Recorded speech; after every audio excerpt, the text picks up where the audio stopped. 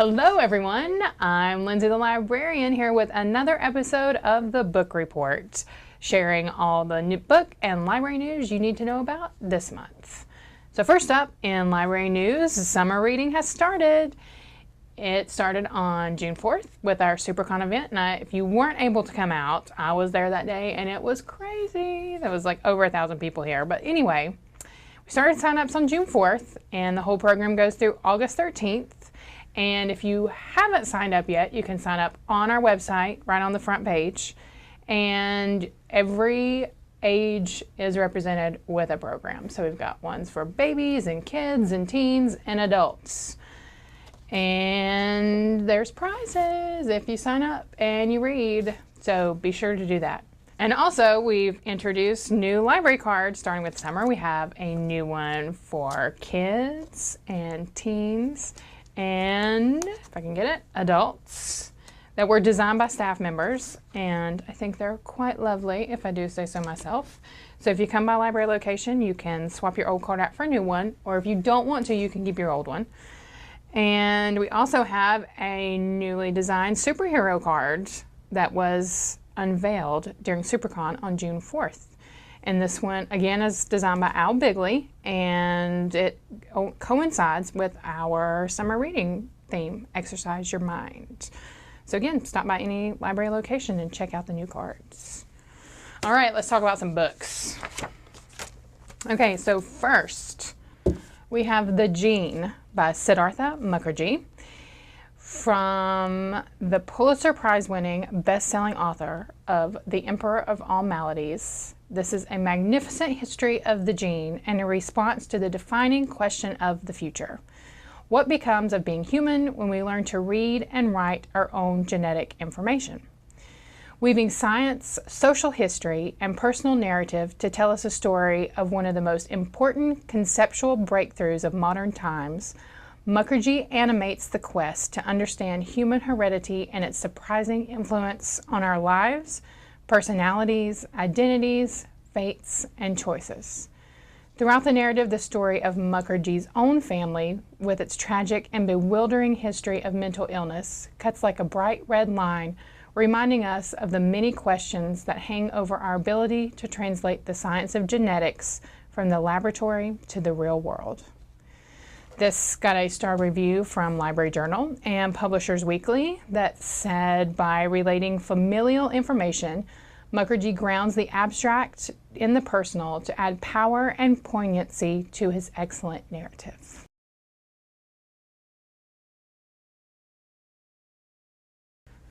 Next, we have The After Party by Anton de Scalafani, who was the best-selling author of the Yanalasi Writing Camp for Girls.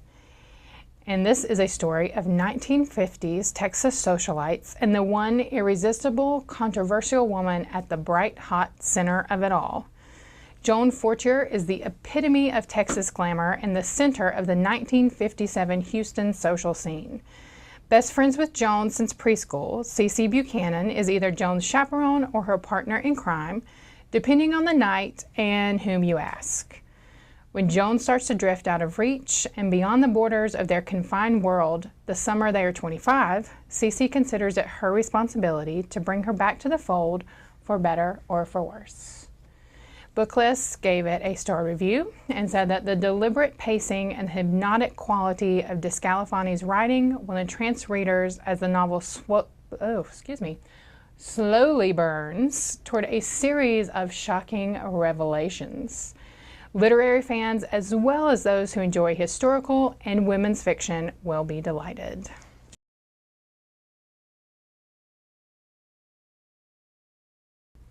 Next, we have my favorite book that we're talking about today, The Invisible Library by Genevieve Cogman.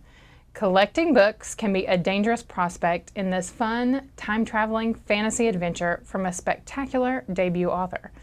Irene is a professional spy for the Mysterious Library, a shadowy organization that collects important works of fiction from all of the different realities. Most recently, she and her enigmatic assistant Kai have been sent to an alternative London.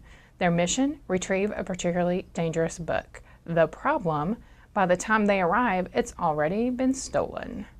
Now Irene is caught in a puzzling web of deadly danger, conflicting clues, and sinister secret societies. I love the alliteration of that sentence. And failure is not an option because it isn't just Irene's reputation at stake, it's the nature of reality itself. So Publishers Weekly and Library Journal gave it a starred review and said that bibliophiles, like myself, will go wild for this engaging debut as Cogman hits all the high notes for enjoyable fantasy. Intriguing characters and fast-paced action are wrapped up in a spellbinding, well-built world. And I will be starting this one tonight.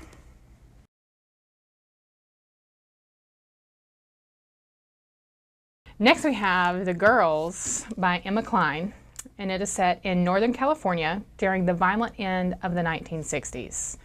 At the start of summer, a lonely and thoughtful teenager, Evie Boyd, sees a group of girls in the park and is immediately caught by their freedom, their careless dress, and their dangerous aura of abandon. Soon, Evie is enthralled to Suzanne, a mesmerizing older girl, and is drawn into the circle of a soon-to-be infamous cult and the man who is its charismatic leader. Do you see where this is going? Hidden in the hills, their sprawling ranch is eerie and run down, but to Evie, it is an exotic and thrilling place where she feels desperate to be accepted. As she spends more time away from her mother and the rhythms of her daily life, and as her obsession with Suzanne intensifies, Evie does not realize she is coming closer and closer to unthinkable violence.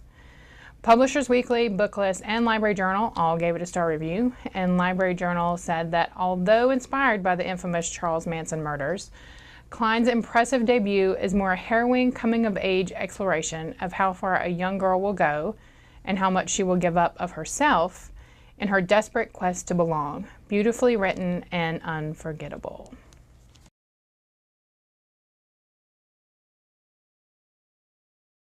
Next, we have this substantial work of fiction, Barkskins by Annie Proulx, who is the Pulitzer Prize and National Book Award winning author of The Shipping News and Brokeback Mountain.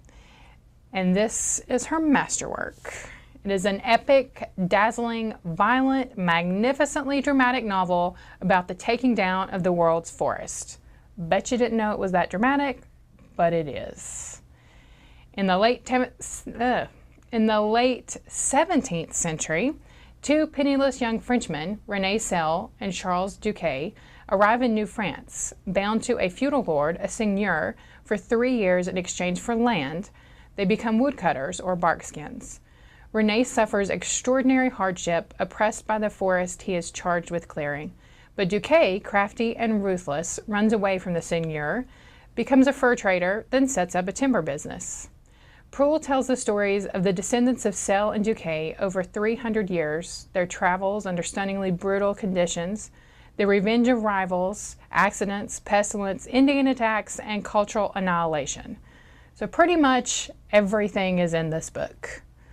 Over and over again, they seize what they can of a presumed infinite resource, leaving the modern-day characters to face with possible ecological collapse. Publishers Weekly and Booklist gave it a star review, and Booklist said that Barkskins is nothing less than a sylvan Moby Dick, replete with ardently exacting details about tree cutting from Canada and Maine to Michigan, California, and New Zealand, with dramatic cross-cultural relationships and the peculiar madness catalyzed by nature's glory. Here, too, are episodes of profound suffering and loss, ambition and conviction, courage and love. Again, it has everything. With a forthcoming National Geographic Channel series expanding its reach, Proulx's commanding, perspective-altering epic will be momentous.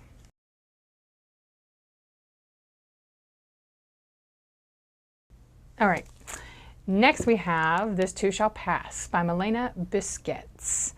Shaken by the unexpected death of the most important person in her life, her mother, Blanca suddenly realizes that she has no idea what her future will look like. To ease her dizzying grief and confusion, Blanca turns to her dearest friends, her closest family, and a change of scenery. Leaving Barcelona behind, She returns to Cadaqués on the coast, accompanied by her 2 sons, 2 ex-husbands, and 2 best friends, and makes a plan to meet her married lover for a few stolen moments as well. So it's an all-inclusive vacation. Surrounded by those she loves most, she spends the summer in an impossibly beautiful place, finding ways to reconnect and understand what it means to truly happily live on her own terms, just as her mother would have wanted. A refreshingly frank and ruefully funny portrait of a grieving daughter, This Too Shall Pass explores how our deepest relationships are changed by tragedy, with bonds often becoming stronger in ways we never expected. Kirkus said that it was light, profound, sensual, and unmistakably European. This may be the only book about grief to feel like a vacation.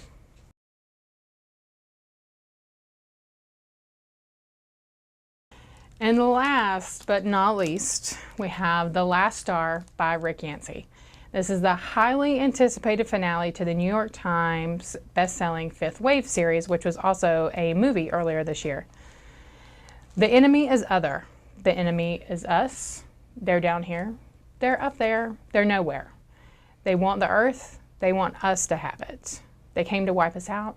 They came to save us. But beneath these riddles lies one truth. Cassie has been betrayed. So has Ringer, Zombie, Nugget, and all 7.5 billion people who used to live on our planet.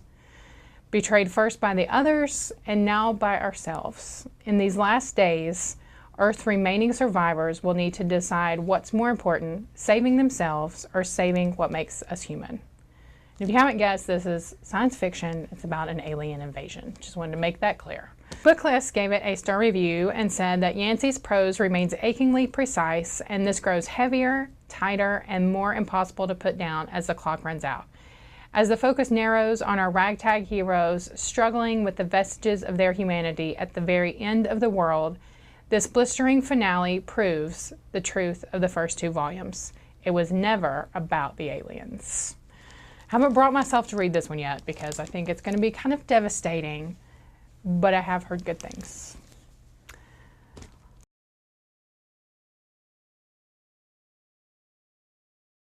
All right, that's all the library news and all the books that we're excited about this month. You can find us online at Facebook, Twitter, Instagram, YouTube, Pinterest, and now we have Snapchat. So our Snapchat username is UC Public Library. It's the same as our Twitter and the same as our Instagram. So connect with us on there to see what's happening. And be sure to pick up our Beyond Books because it has everything that's happening in the month of June. So the new one's getting ready to come out for July. So there's too many for me to mention. We've got tons of stuff happening all summer long.